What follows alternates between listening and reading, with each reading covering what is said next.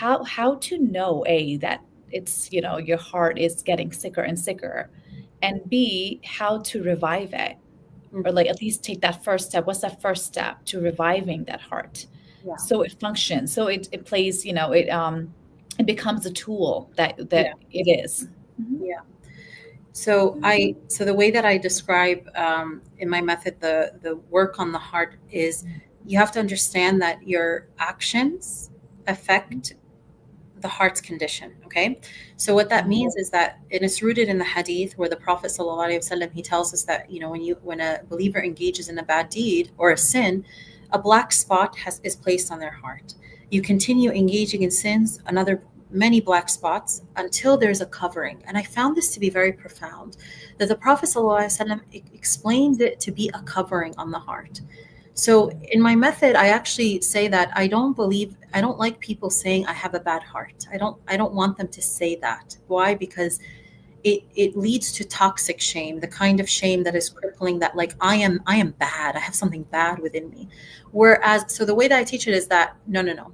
You have this beautiful tool that Allah gave you.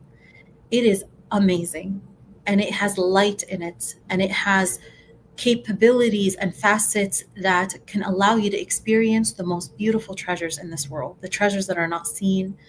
It can house iman, it can house love of Allah subhanahu wa ta'ala, it can house tawakkul, it can house yaqeen.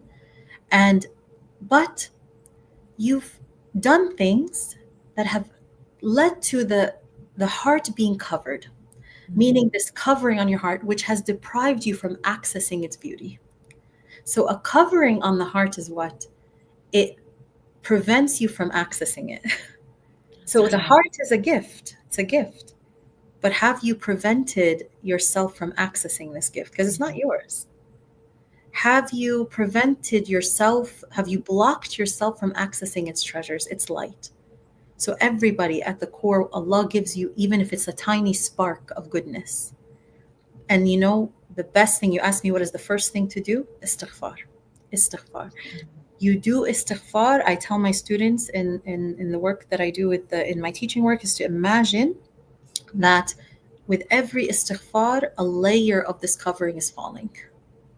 With every istighfar, the covering of the heart is getting softer, and it's like what is melting off or breaking off. Chips of it is falling off, and people will attest this. The Prophet ﷺ, he says that من أكثر من من أكثر من أكثر من الاستغفار جعل الله له من كل هم فرجا. Right? Allah, whoever increases in istighfar, Allah has provided for him a way out, or a relief from every. Sorry, جعل الله جعل الله فرجا من كل sorry, no. Allah has, sorry, I said it wrong. Allah has given them a relief from every worry, right? And He has given them a way out from every hardship, right? So, and He will provide from them from sources He least expects. So, what is the relationship between, like, why people, when they start doing it, their anxiety decreases, their worry decreases, they start to access the beauty of the heart, they start to access the treasures, and this heart starts to become a home for these beautiful things. So I always say that if you feel your heart is sick, and you feel like you feel like your heart, you're not accessing this peace, you're not accessing tranquility, you're not accessing the treasures of the heart, there's a covering on it you have not been breaking. There's a covering on it that's blocking you. So start working on tackling. Tazkiyah is removal and beautification. So as you remove, you're beautifying. So as you're doing dhikr, you're beautifying, the walls are coming off. As you're removing the bad habits and bad traits, you're also beautifying. You're adding Quran, you're adding prayer, you're adding these things. So it's both. You can't have one or the other.